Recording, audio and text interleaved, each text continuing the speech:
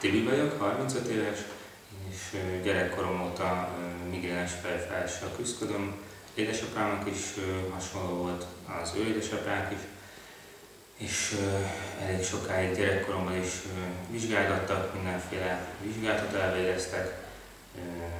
szervi bajt nem találtak. 2010-ben is már megmondtam ezt az egészet, és elmentem megint az orvosokhoz, megint megvizsgáltattam magam, semmi eredmény, és akkor jelentkeztem ide a akupunktúrás kezelésre, ami segített, és utána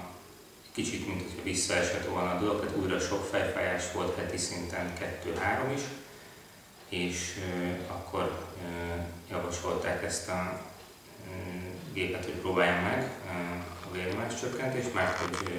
lehet, hogy ez a probléma, hogy magas a vérnyomásom.